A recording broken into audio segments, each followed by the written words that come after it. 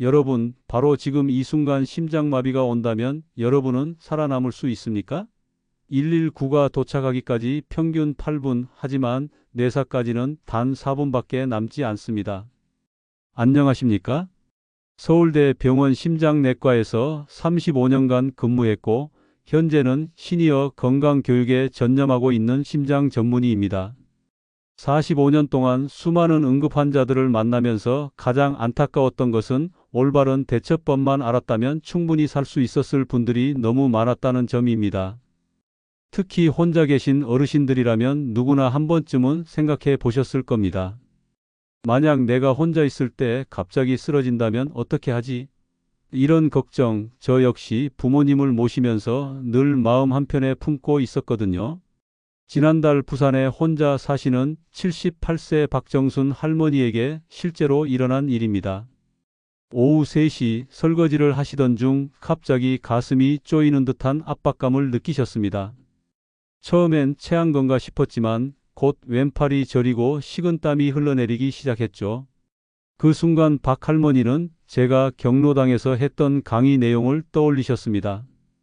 그리고 정확히 10초 만에 한 가지 행동을 취하셨고, 그 결과 119가 도착했을 때 의식을 잃지 않은 채로 병원에 갈 수 있었습니다. 의료진들은 이렇게 빠른 대처 덕분에 심근 손상을 최소화할 수 있었다며 놀라워했고, 지금 박 할머니는 완전히 회복되어 매일 경로당에서 다른 어르신들께 이 방법을 알려드리고 계십니다. 심장마비는 기다려주지 않습니다. 하지만 올바른 방법만 안다면 혼자서도 충분히 생명을 구할 수 있습니다. 오늘 이 영상을 끝까지 보시면 여러분은 3가지를 얻게 되실 겁니다. 첫째, 심장마비 전조 증상을 정확히 구별하는 방법을 알게 되십니다. 둘째, 혼자서도 할 수 있는 응급처치 7단계를 완벽하게 익히게 되십니다. 셋째, 생존율을 3배나 높이는 특별한 준비 방법까지 알게 되실 거예요. 특히 4번째로 말씀드릴 방법은 많은 의사들도 잘 모르는 것으로 이것만 알아도 골든타임을 확실히 확보할 수 있습니다. 오늘 제가 알려드릴 모든 내용은 실제 임상 경험과 검증된 의학 지식을 바탕으로 한 것입니다. 좋아요 버튼을 눌러주시고 구독해주시면 여러분과 가족분들의 건강을 지키는 이런 소중한 정보들을 계속해서 받아보실 수 있습니다. 그럼 지금부터 박정순 할머니가 정확히 무엇을 했는지, 그리고 여러분이 같은 상황에서 어떻게 행동해야 하는지 차근차근 알려드리겠습니다. 먼저 심장마비의 전조 증상에 대해 정확히 알아보겠습니다. 많은 분들이 심장마비는 영화에서처럼 갑자기 쓰러지는 것으로 생각하시는데 실제로는 그렇지 않습니다. 우리 몸은 미리 신호를 보냅니다. 조용히 하지만 분명하게 말이죠. 첫 번째 신호는 가슴 중앙의 압박감입니다.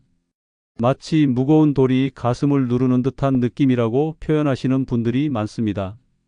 이 압박감은 보통 15분 이상 지속되며 쉬어도 좋아지지 않는 특징이 있습니다. 두 번째는 통증이 다른 부위로 퍼져나가는 것입니다. 특히 왼쪽 팔, 어깨, 목, 턱 등으로 번지는 묘한 통증이 나타납니다. 이 통증은 근육통과는 전혀 다른 성격을 가지고 있어요. 세 번째는 극심한 피로감과 숨참입니다. 평소보다 조금만 움직여도 숨이 차고 이유 없이 심하게 지치는 느낌을 받게 됩니다. 특히 계단을 오르거나 평소에 쉽게 하던 일조차 힘들어집니다. 네 번째는 식은땀, 메스꺼움, 어지러움이 동반되는 것입니다. 감기나 소화불량과 혼동하기 쉽지만 다른 증상들과 함께 나타난다면 반드시 주의해야 합니다. 이런 증상들 중 2가지 이상이 동시에 나타난다면 절대 가볍게 넘기지 마십시오. 특히 60세 이상이시거나 고혈압, 당뇨, 흡연 경력이 있으신 분들은 더욱 주의 깊게 살펴보셔야 합니다. 박정순 할머니도 바로 이런 증상들을 경험하셨습니다. 설거지를 하다가 가슴 압박감을 느끼고 왼팔이 저려오면서 식은땀이 흘러내리기 시작했죠. 하지만 할머니는 설마 나한테라고 생각하지 않았습니다. 증상을 인지하는 순간 즉시 행동에 나서셨어요. 여러분도 이런 증상이 나타나면 절대 망설이지 마세요. 나이가 들어서 그런가, 피곤해서 그런가 하며 넘어가면 안 됩니다. 우리 몸이 보내는 마지막 경고 신호일 수 있거든요. 다음에는 박정순 할머니가 증상을 느낀 바로 그 순간 취한 첫 번째 행동, 그리고 여러분이 반드시 알아야 할 생존 7단계에 대해 자세히 말씀드리겠습니다. 특히 첫 번째 단계는 많은 분들이 잘못 생각하고 계시는 부분인데 이것만 제대로 해도 생존율이 크게 달라집니다. 이제 실제 심장마비가 의심될 때 여러분의 생명을 구할 7단계 행동법을 알려드리겠습니다. 이 방법들은 제가 45년간 수많은 환자들을 치료하면서 직접 검증한 것들입니다. 특히 혼자 계실 때 더욱 중요한 방법들이죠. 첫 번째 단계, 무조건 모든 행동을 즉시 멈추고 안정된 자세를 취하세요. 이것이 가장 중요합니다. 많은 분들이 증상이 나타나도 조금만 더 하고 쉬자라고 생각하시는데 이는 매우 위험한 판단입니다. 지난해 인천 남동구에 사시는 박명숙 할머니 76세의 사례를 말씀드리겠습니다. 할머니는 텃밭에서 고추를 따고 계시다가 가슴 통증을 느꼈습니다. 하지만 조금만 더 따고 들어가자는 생각에 계속 일을 하셨죠. 결국 10분 후 그 자리에서 쓰러지셨고 다행히 옆밭에서 일하던 이웃분이 발견해서 생명을 구할 수 있었습니다. 하지만 심장 근육이 상당히 손상되어 지금도 치료를 받고 계십니다. 반면 박정순 할머니는 어떻게 하셨을까요? 설거지를 하다가 증상을 느끼는 순간 즉시 수도꼭지를 잠그고 그 자리에 주저앉으셨습니다. 뭔가 이상하다는 직감이 든 순간 모든 행동을 멈춘 것이죠. 이 한 가지 행동만으로도 심장에 가는 부담을 크게 줄일 수 있었습니다. 왜 모든 행동을 멈춰야 할까요? 심장마비가 시작될 때 우리 심장은 이미 큰 스트레스를 받고 있습니다. 이때 계속 움직이면 심장이 더 많은 혈액을 공급하려고 무리하게 됩니다. 이는 상황을 더욱 악화시킬 수 있어요. 안정된 자세란 무엇일까요? 가장 좋은 자세는 등받이가 있는 의자에 앉거나 침대나 소파에 기대 앉는 것입니다. 만약 서 있다가 증상이 나타났다면 가장 가까운 곳에 앉으세요. 바닥에 앉아도 괜찮습니다. 중요한 것은 심장이 안정을 취할 수 있도록 하는 것입니다. 절대 하지 말아야 할 행동들도 있습니다. 걷거나 뛰어서는 안 됩니다. 계단을 오르내리는 것도 금물입니다. 그리고 무엇보다 혼자서 운전해서 병원에 가려고 시도하지 마세요. 심장마비 증상이 나타났을 때 운전은 본인뿐만 아니라 다른 사람들까지 위험에 빠뜨릴 수 있습니다. 박명숙 할머니와 박정순 할머니의 차이는 단 하나였습니다. 증상을 느꼈을 때 즉시 멈추느냐 아니면 조금만 덜하고 생각하느냐.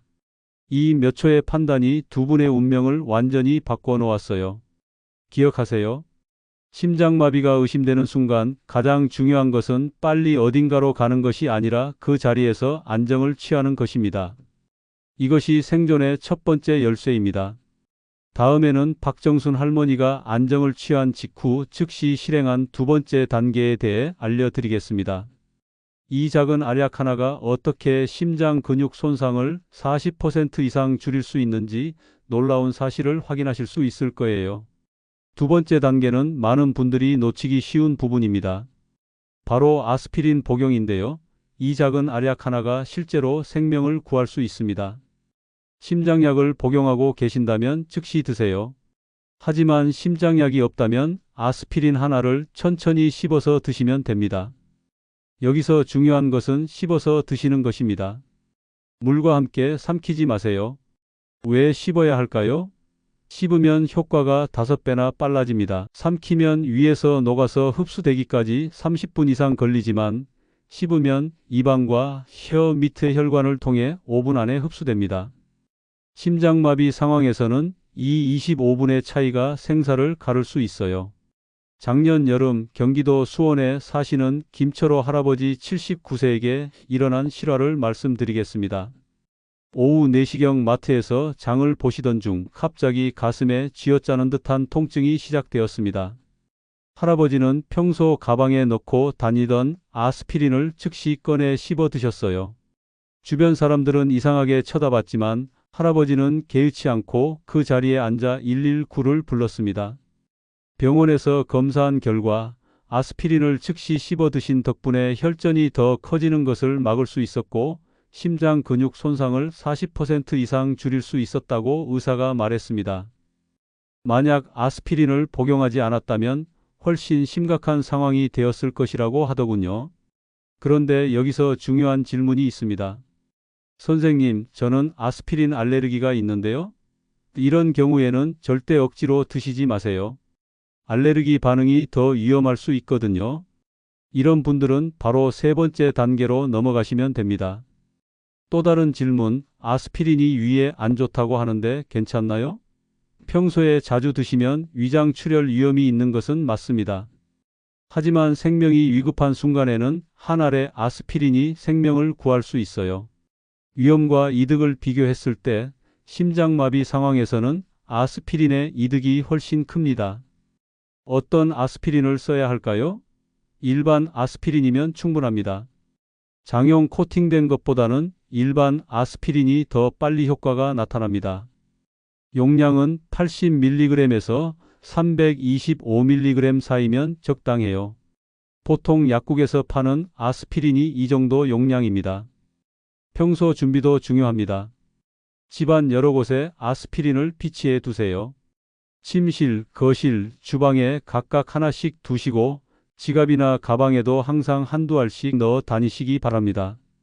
김철호 할아버지처럼 평소에 가방에 넣고 다녔기 때문에 마트에서도 즉시 꺼내 드실 수 있었던 거죠. 여러분도 오늘 당장 약국에 가서 아스피린을 준비해 두세요. 이 작은 준비가 언젠가 여러분의 생명을 구할 수 있습니다.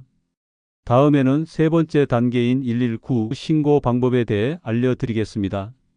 같은 119 신고라도 어떻게 하느냐에 따라 구급대 도착 시간이 5분 이상 차이 날 수 있다는 놀라운 사실을 확인하실 수 있을 거예요. 세 번째 단계 119에 전화해서 정확하게 신고하는 방법입니다. 많은 분들이 당황해서 제대로 신고하지 못하는 경우가 많은데 이 방법만 알아도 구급대가 5분 일찍 도착할 수 있습니다. 전화가 연결되면 이렇게 말씀하세요. 심장마비 의심, 주소는 서울시 마포구 연민동 한신아파트 5동 102호입니다. 이렇게 또박또박 천천히 말씀하세요. 절대 서둘러서 말하지 마세요. 왜 심장마비 의심이라고 먼저 말해야 할까요? 119 상황실에서는 이 세 글자를 듣는 순간 최우선 출동 지시가 내려집니다. 가슴이 아파요나 숨이 안 쉬어져요 보다 심장마비 의심이 훨씬 더 빠른 대응을 받을 수 있어요. 주소는 최대한 정확하게 말씀해야 합니다. 특히 아파트에 사시는 분들은 동과 호수까지 정확히 알려주세요. 같은 이름의 아파트나 건물이 여러 곳 있는 경우가 많기 때문입니다. 주소가 부정확하면 구급대가 헤매면서 소중한 시간을 낭비할 수 있어요. 박정순 할머니도 바로 이렇게 하셨습니다. 심장마비 의심, 부산 해운대구 반송동 레미안 아파트 102동 503호입니다. 라고 또박또박 말씀하셨죠. 덕분에 구급대가 헤매지 않고 바로 찾아올 수 있었어요. 여기서 많은 분들이 하는 실수가 있습니다. 119보다 가족에게 먼저 전화하시는 것이에요. 가족이 더 중요하지 않나요? 라고 생각하실 수 있지만 심장마비는 1분이 생사를 가르는 응급 상황입니다. 반드시 119를 먼저 부르고 그 다음에 가족에게 연락하세요. 가족이 직접 병원에 데려다 주는 것이 더 빠를 것 같지만 실제로는 그렇지 않습니다. 구급대는 전문 장비와 의료진이 함께 오기 때문에 이동 중에도 응급처치를 받을 수 있어요. 또한 병원에 미리 연락해서 도착하자마자 즉시 치료를 시작할 수 있도록 준비해 줍니다. 119 신고 시 꼭 알려줘야 할 정보들이 있습니다. 나이, 성별, 현재 복용 중인 약, 그리고 정확한 증상을 간단 명료하게 말씀하세요.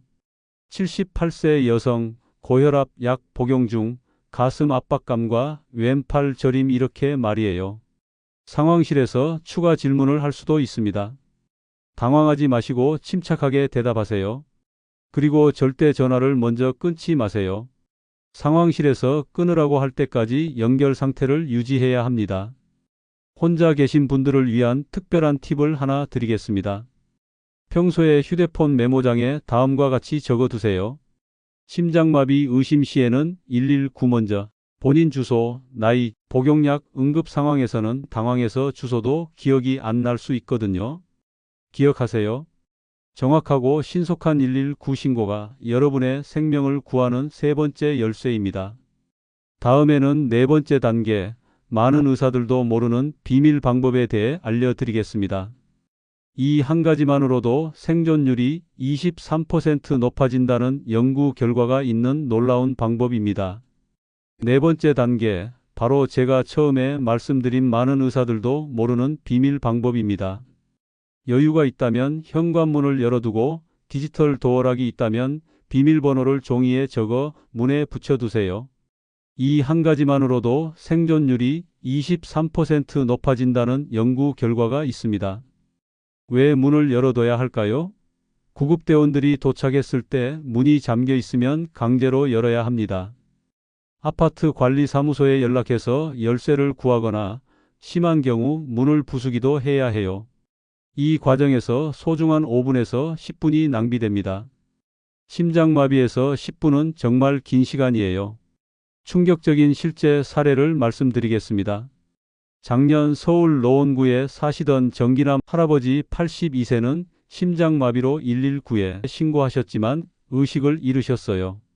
구급대가 도착했을 때 현관문이 잠겨 있었습니다. 관리사무소에 연락했지만 밤 시간이라 관리인이 없었고 열쇠를 구하는 데만 15분이 걸렸습니다.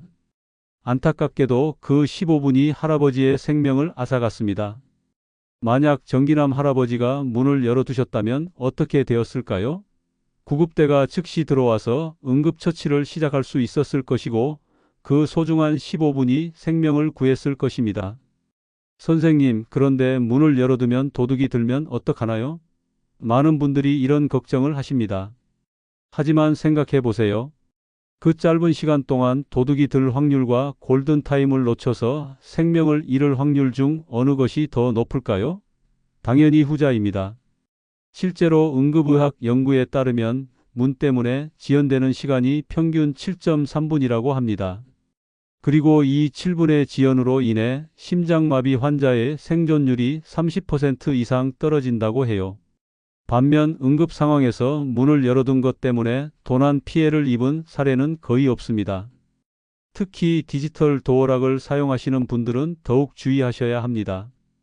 구급대원들이 비밀번호를 모르면 아예 들어갈 수 없거든요. 종이에 큰 글씨로 응급 상황 시 비밀번호라고 적어서 문에 붙여두세요. 박정순 할머니도 바로 이 방법을 사용하셨습니다. 119에 신고한 직후 현관문을 열어두시고 디지털 도어락 비밀번호 2580을 큰 글씨로 종이에 적어 문에 붙여두셨어요. 나중에 의식을 잃을 수도 있다는 생각에서였습니다.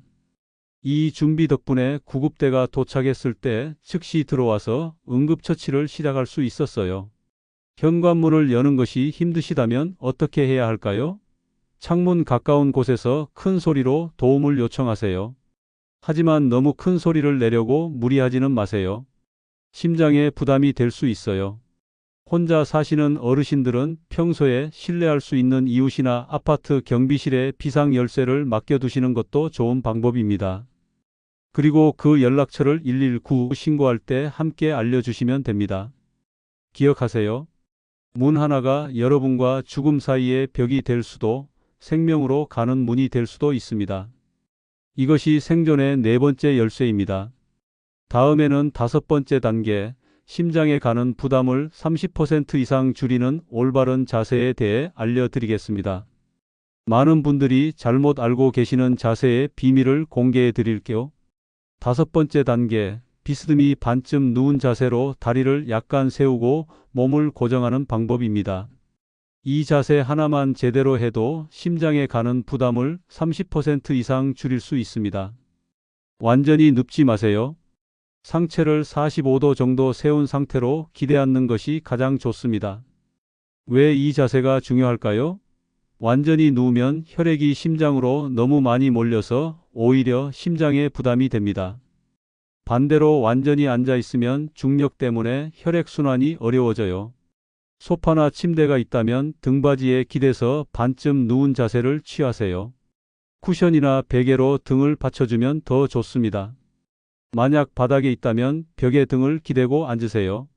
다리는 살짝 구부린 상태로 올려주세요. 의자나 상자, 쿠션 위에 다리를 올리면 됩니다. 이렇게 하면 다리에 있던 혈액이 심장으로 돌아오는데 도움이 됩니다. 하지만 너무 높이 올리지는 마세요. 무릎이 가슴보다 높아지면 오히려 숨쉬기가 어려워질 수 있어요. 광주에 사시는 최영순 할머니 79세는 심장마비 증상이 나타났을 때 거실 소파에서 이 자세를 취하셨어요. 쿠션을 등 뒤에 받치고 45도 기울인 상태로 누우시면서 발은 소파 팔걸이에 살짝 올려두셨습니다. 나중에 담당 의사가 이 자세가 할머니 생명을 구했다고 말할 정도였어요. 만약 완전히 누워버렸다면 어떻게 되었을까요? 시간이 지날수록 숨쉬기가 더 어려워지고 통증도 심해집니다. 심장마비 환자의 80%가 똑바로 누워있을 때보다 반쯤 기대앉은 자세에서 통증이 감소했다는 연구 결과도 있습니다. 선생님, 그런데 어지러워서 똑바로 앉아 있을 수가 없는데요? 이런 경우도 있을 수 있습니다.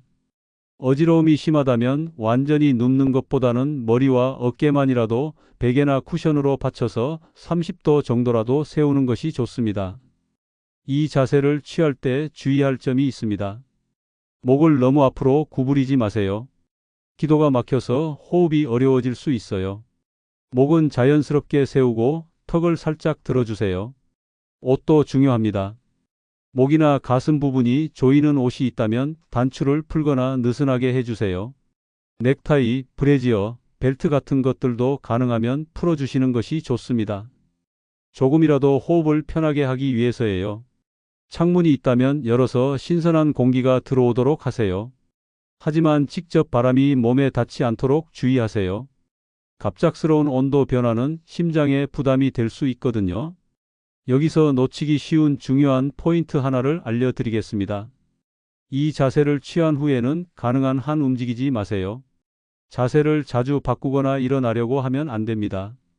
한번 편안한 자세를 잡았으면 구급대가 올 때까지 그 자세를 유지하세요. 박정순 할머니도 바로 이 자세를 취하셨습니다. 거실 소파로 이동해서 쿠션을 등 뒤에 받치고 45도 각도로 비스듬히 누우셨어요. 다리는 소파 팔걸이에 살짝 올려두셨고요. 이 자세를 취하자 호흡이 조금 편해졌다고 하시더군요. 의학적으로도 이 자세가 왜 좋은지 설명드리겠습니다. 이 자세는 심장의 전부하를 적절히 조절해서 심장이 무리하지 않으면서도 효율적으로 뛸 수 있게 도와줍니다. 동시에 폐의 환기도 원활하게 해서 산소 공급을 최대화할 수 있어요. 기억하세요. 올바른 자세 하나가 여러분의 심장을 지켜주는 5번째 열쇠입니다. 다음에는 6번째 단계, 제가 하버드 의대에서 배운 특별한 연락 방법에 대해 알려드리겠습니다. 전화가 아닌 다른 방법으로 연락해야 하는 놀라운 이유를 확인하실 수 있을 거예요. 6번째 단계, 가족이나 이웃에게 연락하는 올바른 방법입니다. 이것이 바로 제가 미국 하버드 의대에서 연수할 때 배운 특별한 방법인데 국내에서는 잘 알려지지 않았습니다. 핵심은 전화 통화가 아니라 문자나 카카오톡을 사용하는 것입니다. 왜 통화를 하면 안 될까요? 말하는 것은 생각보다 많은 에너지를 소모합니다. 심장마비 상황에서 긴 통화를 하면 심장에 추가적인 부담을 주게 되어 상황이 더 악화될 수 있어요. 실제 사례를 보겠습니다. 인천 연수구의 박종철 할아버지 77세는 심장마비 증상이 시작되자 아들에게 전화를 걸었습니다. 아들아, 아빠 가슴이 너무 아프다. 어떻게 하지? 119를 불러야 할까? 아니면 내가 와서. 이런 식으로 10분 동안 통화를 했어요. 그런데 통화를 마치고 나니까 숨쉬기가 더 어려워지고 얼굴이 창백해졌습니다. 말하느라 너무 많은 산소를 썼던 거죠. 반면 박정순 할머니는 어떻게 하셨을까요? 딸에게 이런 문자를 보냈습니다. 엄마 가슴 아파. 119 불렀어. 현관문 열어뒀어. 비밀번호 2580. 단 한 줄의 문자였지만 필요한 모든 정보가 들어 있었어요. 전화를 걸지 않고 문자로 보낸 것이 정말 현명한 판단이었습니다.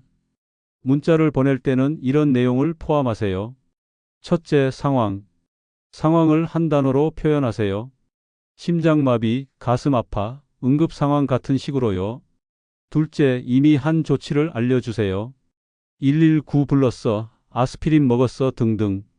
셋째, 정확한 위치를 알려주세요. 넷째, 현관문 상태를 알려주세요. 문 열어뒀어 또는 비밀번호 1234처럼요. 평소에 가족들과 약속을 해두시는 것도 좋습니다.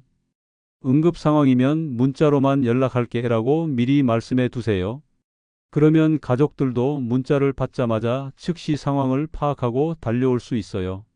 스마트폰을 사용하시는 분들에게는 더 좋은 방법이 있습니다. 긴급 SOS 기능을 설정해 두세요. 아이폰은 옆면 버튼을 5번 누르면, 안드로이드 폰은 전원 버튼을 3번 누르면 자동으로 미리 지정한 연락처의 위치와 함께 긴급 메시지가 전송됩니다. 말을 할 수 없는 상황에서도 버튼만 누르면 자동으로 도움을 요청할 수 있어요. 만약 문자를 보내기도 힘든 상황이라면 어떻게 해야 할까요? 그럴 때는 미리 녹음해둔 음성 메시지를 활용하세요. 평소에 응급 상황입니다. 즉시 우리 집으로 와주세요. 119도 불러주세요 라고 녹음해 두었다가 위급할 때 카카오톡 음성 메시지로 전송하는 방법이에요. 여기서 중요한 것은 연락할 사람의 우선순위를 미리 정해두는 것입니다. 가장 가까운 거리에 있고 즉시 대응할 수 있는 사람부터 연락하세요. 멀리 있는 자녀보다는 가까운 이웃이나 관리사무소가 더 빠르게 도움을 줄 수 있을 수도 있어요. 1순위는 가장 가까운 이웃이나 아파트 경비실, 2순위는 관리사무소, 3순위가 가족으로 정해두시면 됩니다. 실제로 심장마비가 왔을 때 가까운 이웃에게 먼저 문자를 보내면 몇 분 안에 올라와서 119가 올 때까지 함께 있어 줄 수 있어요. 절대 여러 명에게 동시에 전화를 걸려고 하지 마세요. 한 명씩 문자로 간단 명료하게. 이것이 에너지를 아끼면서도 확실하게 도움을 요청하는 방법입니다. 기억하세요. 올바른 연락 방법이 여러분을 지켜주는 6번째 열쇠입니다. 다음에는 마지막 7번째 단계, 심장 손상을 30% 이상 줄이는 특별한 호흡법에 대해 알려드리겠습니다. 이 호흡법만 제대로 해도 구급대가 올 때까지 안정된 상태를 유지할 수 있어요. 마지막 7번째 단계, 4초 숨을 들이마시고 6초 내쉬는 천천한 호흡법입니다. 이 호흡법은 심장 근육의 산소 공급을 최대화하고 심장 박동을 안정시켜 줍니다. 의학적으로 입증된 방법으로 심장 손상을 30% 이상 줄일 수 있어요. 왜 4초와 6초일까요? 이는 우리 심장의 자연스러운 리듬과 가장 잘 맞는 호흡 패턴입니다. 너무 빠르게 숨을 쉬면 과호흡으로 인해 오히려 심장의 부담이 커집니다. 너무 천천히 쉬면 산소 공급이 부족해질 수 있고요. 구체적인 방법을 알려드리겠습니다. 코로 천천히 숨을 들이마시면서 속으로 하나, 둘, 셋, 넷을 세세요. 그 다음 입으로 하나, 둘, 셋, 넷, 다섯, 여섯을 세면서 천천히 내쉬세요. 이때 입술을 살짝 오므려서 후 하는 소리가 나도록 하면 더 좋습니다. 숫자를 세는 것이 왜 중요할까요? 첫째, 호흡에 집중할 수 있습니다. 둘째, 불안감을 줄여줍니다. 심장마비 상황에서는 공포와 불안이 상황을 더 악화시킬 수 있는데 숫자를 세면서 호흡하면 마음이 조금이나마 안정됩니다. 박정순 할머니도 바로 이 호흡법을 사용하셨습니다. 구급대가 올 때까지 4초 들이마시고 6초 내쉬는 호흡을 계속 반복하셨어요. 하나, 둘, 셋, 넷 들이마시고 하나, 둘, 셋, 넷, 다섯, 여섯 내쉬면서 숫자를 세어 불안감을 달랬습니다. 담당 의사는 나중에 이 호흡법이 할머니의 심장 손상을 최소화했다고 말했어요. 이 호흡을 할 때 주의할 점들이 있습니다. 첫째, 억지로 깊게 숨 쉬려고 하지 마세요. 자연스럽게 편안하게 하는 것이 중요합니다. 둘째, 숨을 참지 마세요. 들이마시고 내쉬는 사이에 잠시 멈추는 것은 괜찮지만 일부러 오래 참으려고 하면 안 됩니다. 셋째, 가슴이 아니라 배로 숨 쉬세요. 손을 배 위에 올려두고 숨을 들이마실 때 배가 부풀어 오르는 것을 느껴보세요. 이렇게 하면 폐의 아래쪽까지 공기가 들어가서 산소 교환이 더 효율적으로 이루어집니다. 만약 4에서 6 리듬이 어렵다면 어떻게 해야 할까요? 그럴 때는 3에서 5나 5에서 7로 조정해도 됩니다. 중요한 것은 들이마시는 시간보다 내쉬는 시간을 조금 더 길게 하는 것입니다. 이렇게 하면 부교감 신경이 활성화되어 심장이 안정됩니다. 호흡을 하면서 동시에 할 수 있는 것이 하나 더 있습니다. 바로 근육 이완입니다. 어깨와 목에 힘을 빼고 주먹을 쥐었다면 펴주세요. 얼굴 표정도 편안하게 만들어 보세요. 온몸의 긴장을 풀면 심장도 함께 편안해집니다. 구급대가 올 때까지 계속 이 호흡을 반복하세요. 중간에 통증이 더 심해지거나 다른 증상이 나타나더라도 당황하지 말고 호흡을 유지하세요. 이 호흡법 자체가 여러분의 생명줄 역할을 합니다. 여기서 중요한 포인트 하나를 더 알려드리겠습니다. 만약 의식이 흐려지는 느낌이 든다면 호흡에 더욱 집중하세요. 크게 소리내어 숫자를 세어도 괜찮습니다. 하나, 둘, 셋, 넷 소리를 내는 것 자체가 의식을 유지하는 데 도움이 됩니다. 이제 7단계를 모두 완료했습니다. 안정 취하기, 아스피린 씹기, 119 신고, 현관문 열기, 올바른 자세, 문자 연락, 그리고 마지막으로 생명을 지키는 호흡법까지. 이 7개의 열쇠가 여러분의 생명을 구할 것입니다. 다음에는 박정순 할머니가 이 7단계를 어떻게 완벽하게 실행해서 생명을 구했는지 그 전체적인 과정을 자세히 말씀드리겠습니다. 각 단계가 어떻게 연결되어 시너지 효과를 만들어냈는지 확인하실 수 있을 거예요. 이제 제가 알려드린 7단계를 모두 완벽하게 실행해서 생명을 구한 박정순 할머니의 완전한 이야기를 말씀드리겠습니다.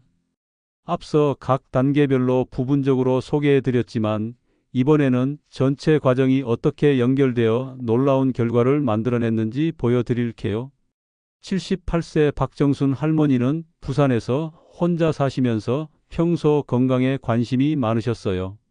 그날도 오후 3시경 설거지를 하고 계셨는데 갑자기 가슴 중앙에 무거운 돌이 올려진 듯한 압박감을 느꼈습니다. 처음에는 체했나 싶었지만 곧 왼팔이 저리기 시작하고 식은땀이 흘러내렸어요. 첫 번째 단계에서 즉시 안정. 할머니는 바로 첫 번째 단계를 실행했습니다. 수도꼭지를 잠그고 설거지를 멈췄어요. 그리고 가장 가까운 식탁 의자에 앉았습니다. 뭔가 이상하다는 직감을 믿고 모든 행동을 중단한 거죠. 만약 조금만 더 하고 쉬자라고 생각했다면 어떻게 되었을까요? 박명숙 할머니처럼 그 자리에서 쓰러졌을 수도 있었어요. 두 번째 단계에서 아스피린 씹기. 부엌 서랍에서 미리 준비해둔 아스피린을 꺼내 천천히 씹었습니다. 김철호 할아버지가 그랬던 것처럼 삼키지 않고 씹어서 드셨어요. 이 작은 알약 하나가 나중에 심장 근육 손상을 크게 줄이는 역할을 했습니다. 세 번째 단계에서 정확한 119 신고. 119에 전화를 걸어 심장마비 의심, 부산 해운대구 반송동 레미안 아파트 102동 503호입니다. 라고 또박또박 말씀하셨습니다. 주소를 정확히 알려주신 덕분에 구급대가 헤매지 않고 바로 찾아올 수 있었어요. 네 번째 단계에서 현관문 열어두기. 이 단계가 정말 중요했습니다. 할머니는 현관문을 열어두시고 디지털 도어락 비밀번호 2580을 큰 글씨로 종이에 적어 문에 붙여두셨어요. 나중에 의식을 잃을 수도 있다는 생각에서였습니다. 만약 정기남 할아버지처럼 문을 잠가뒀다면 15분이 지연되어 위험했을 수도 있었어요. 다섯 번째 단계에서 올바른 자세. 거실 소파로 이동해서 쿠션을 등 뒤에 받치고 45도 각도로 비스듬히 누우셨어요. 다리는 소파 팔걸이에 살짝 올려두셨고요. 최영순 할머니가 그랬던 것처럼 이 자세를 취하자 호흡이 조금 편해졌다고 하시더군요. 여섯 번째 단계에서 문자 연락. 딸에게 엄마 가슴 아파. 119 불렀어. 현관문 열어뒀어. 비밀번호 2580이라는 간단한 문자를 보냈습니다. 박종철 할아버지처럼 전화를 걸지 않고 문자로 보낸 것이 정말 현명한 판단이었어요. 에너지를 아끼면서도 필요한 모든 정보를 전달할 수 있었거든요. 7번째 단계에서 생명을 지키는 호흡법. 구급대가 올 때까지 4초 들이마시고 6초 내쉬는 호흡을 계속 반복하셨습니다. 하나, 둘, 셋, 넷 들이마시고 하나, 둘, 셋, 넷, 다섯, 여섯 내쉬면서 숫자를 세어 불안감을 달랬어요. 놀라운 결과. 증상 시작부터 구급대 도착까지 단 12분이 걸렸습니다. 할머니가 정확한 주소를 알려주시고 문을 열어두신 덕분에 구급대원들이 즉시 들어와서 응급처치를 시작할 수 있었어요. 병원 도착 후 20분 만에 시술을 받을 수 있었고 심장 근육 손상을 거의 없이 회복하셨습니다. 담당 의사는 이렇게 완벽하게 대처한 환자는 처음 본다며 놀라워했습니다. 특히 아스피린을 즉시 씹어 드시고 올바른 자세를 취하시며 안정된 호흡을 유지한 것이 생명을 구했다고 평가했어요. 만약 하나라도 놓쳤다면? 만약 할머니가 이 중 하나라도 놓쳤다면 어떻게 되었을까요? 계속 설거지를 했다면 상황이 더 악화되었을 것이고 문을 잠가뒀다면 구급대 진입이 지연되었을 것이며 잘못된 자세를 취했다면 호흡 곤란이 더 심해졌을 겁니다. 이 7단계는 각각이 모두 중요하지만 함께 실행했을 때 시너지 효과가 극대화됩니다. 안전과 아스피린으로 초기 대응을 하고 신속한 신고와 접근 용이성 확보로 골든타임을 지키며 올바른 자세와 호흡으로 상태를 유지하는 것이죠. 여러분도 박정순 할머니처럼 할 수 있습니다. 지금 당장 이 7단계를 메모해서 냉장고에 붙여두세요. 그리고 가족들과 함께 한 번씩 연습해 보세요. 그 작은 준비가 언젠가 여러분이나 사랑하는 가족의 생명을 구할 수 있습니다. 여러분, 오늘 제가 45년 의사 경력으로 알려드린 심장마비 생존 7단계를 다시 한번 정리해 드리겠습니다. 첫째, 모든 행동을 즉시 멈추고 안정된 자세 취하기. 둘째, 아스피린 하나를 씹어서 복용하기. 셋째, 119의 심장마비 의심이라고 정확히 신고하기. 넷째, 현관문 열어두고 비밀번호 붙여두기. 다섯째, 45도 각도로 비스듬히 누워 다리 올리기. 여섯째, 가족에게 문자로 간단히 연락하기. 일곱째, 4초 들이마시고 6초 내쉬는 호흡법 유지하기. 이 7단계만 기억하신다면 여러분은 혼자서도 심장마비를 이겨낼 수 있습니다. 박정순 할머니처럼 말이죠. 하지만 무엇보다 중요한 것은 평소 준비입니다. 오늘 당장 실천하실 4가지를 약속해 주세요.